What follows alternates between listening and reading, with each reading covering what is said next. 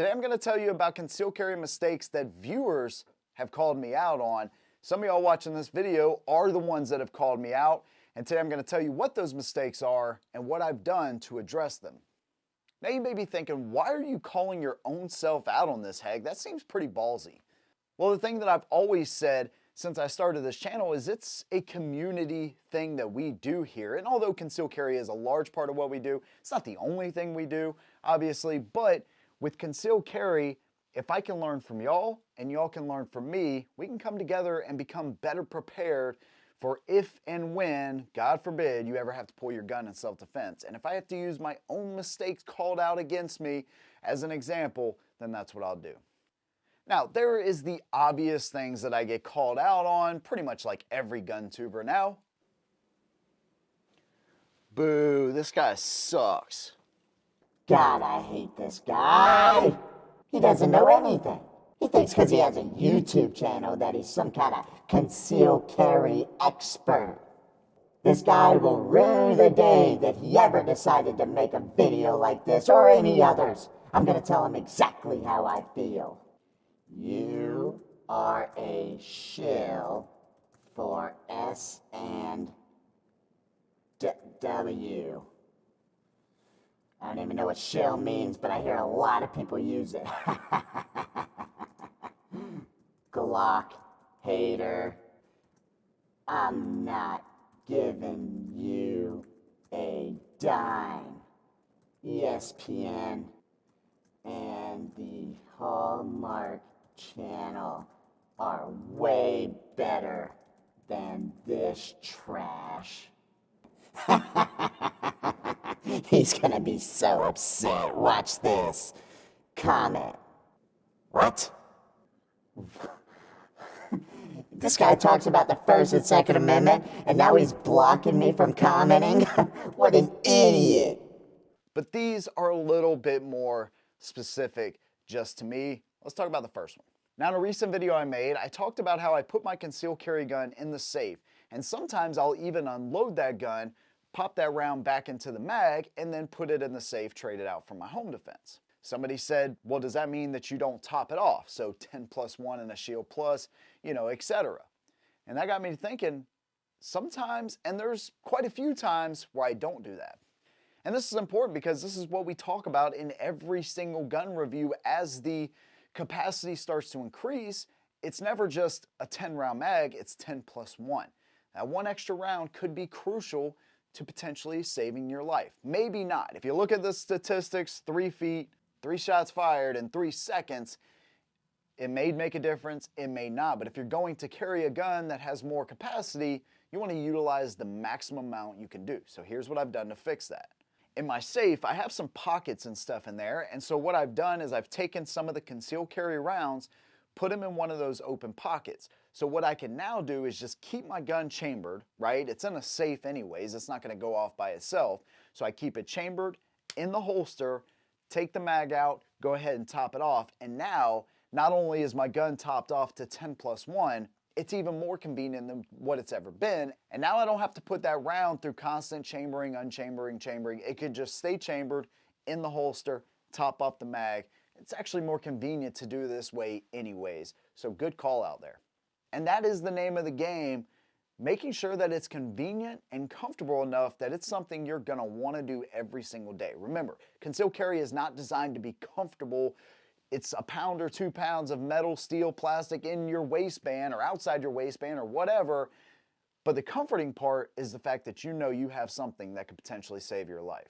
Next thing I'm going to talk about is not practicing one-handed. This is something I do not do nearly enough. The chances of you getting into a gunfight are not typically what we look at anyways, because the whole reason of us carrying a gun is to be prepared for things that other people refuse to think about or don't even want to think about.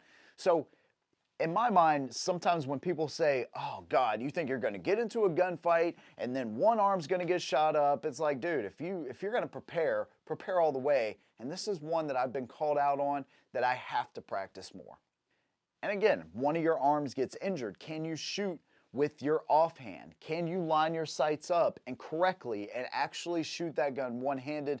These are things you want to know before something like this were to ever happen, So this is something I am now, just now starting to really concentrate on, even if it's only a magazine in each hand. At least that way I know that I can actually get myself on target with one hand. And as a side note, you may even want to practice kneeling, standing, crouching on your back. How many times do you think you may be in a position where you're going to fall down and you may have to shoot like this on your back? So understandably, not everybody has a range where they can just lay on their back and go prone and do all this kind of stuff. But if you do, utilize that. And if you don't, freaking be in your house, dude, and just do it, dry fire, snap caps, anything like that, where you can get that muscle memory ingrained into you. At least you can say, okay, I know that this isn't super comfortable, but if I roll a little bit, it actually makes it a little more comfortable.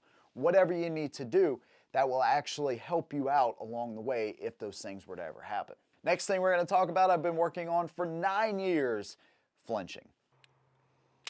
And I thought by now this habit would have been broken. Unfortunately, it has not. And so this is just anticipation of the recoil, having, maybe some anxiety about, wanting to hit the target so bad. You're so hyper-focused on pulling the trigger and is everything perfect and all of that kind of stuff. And although that is important, it's literally like your mind is playing tricks on you. So you kind of got to get out of your head when it comes to flinching. And one thing that I've proven even to myself that I just stopped doing is loading a dummy round in the magazines.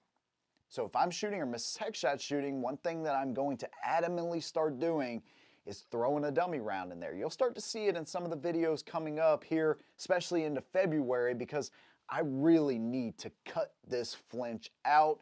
He has just reared his ugly head too many times. And although I'm great at double taps and I'm a pretty dang good pistol shooter now, there's still room for improvement, especially getting really tight groups, and that's where sometimes I do struggle.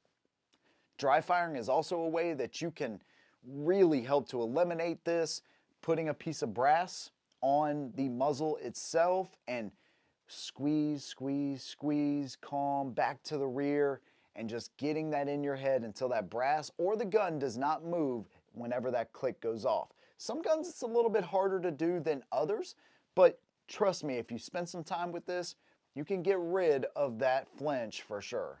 This next one is a big one, and this is something I've already started practicing. If I have a holster for the gun I'm reviewing, practicing drawing from a holster at the range. Now I know, again, depending on the range you go to, they may not allow this, so it can be tough, but this is again something you can do right there inside of your home. I suggest do it while you're sitting down, especially if you're in your home, if you're in a car. You need to know how are you going to get to your gun, because it's not going to be the same as you just standing up. So practicing getting to that gun while you're sitting down, while you're standing up, while you're crouched, all these kind of things will really help carrying your gun as much as possible. And just remember, when you're ready to practice, get some snap caps. They are fantastic. Grab one of the Mantis X systems that you can literally use, and it will show you on your phone how your shooting is. These things can really help you out along the way. But drawing from a holster in multiple positions can save you a ton of time and can potentially save your life when time is so crucial and so short.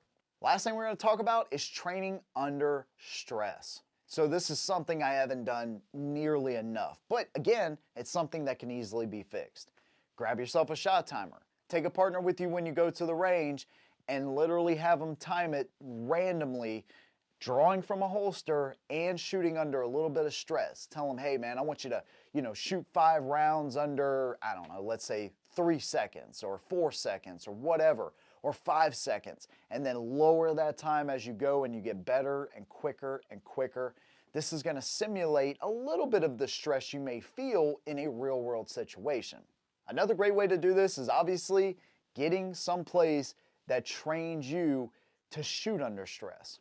If you can't afford to go to a class or go to training, it's also something that you can do inside of your home. If you don't have a shot timer, then you can use a cell phone. Have your significant other set up a shot timer. Okay, I'm going to draw this gun out of a holster, get my sights aligned, have a snap cap in there, obviously make sure all live ammo is away from the gun and all that.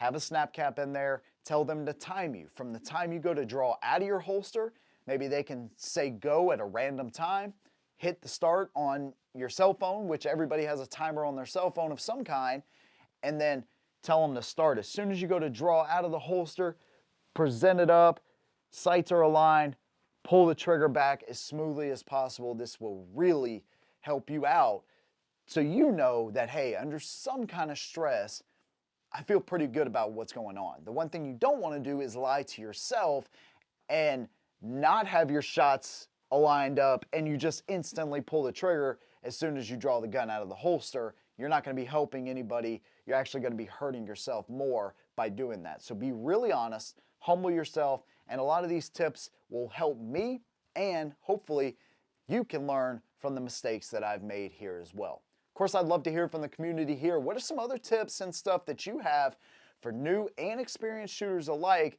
Maybe I'll throw those in a part 2 if you guys really like this video. If you want to support what I do, man, you can do that through Patreon or become a channel member for $1 a month. A lot of people at $1 a month, man, we can continue this channel and continue to bring you videos just like this. Big thanks again. See you in the next one. And as always, hold them down.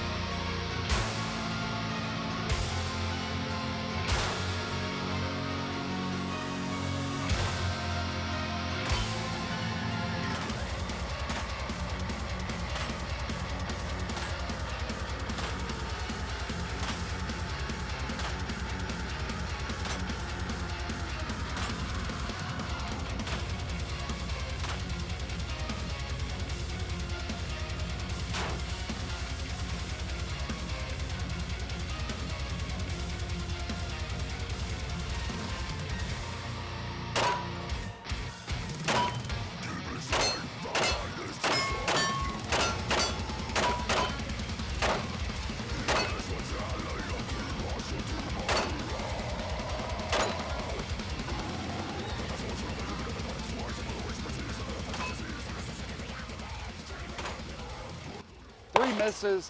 That penis target is just swinging away. Let's get the competitor and try that one.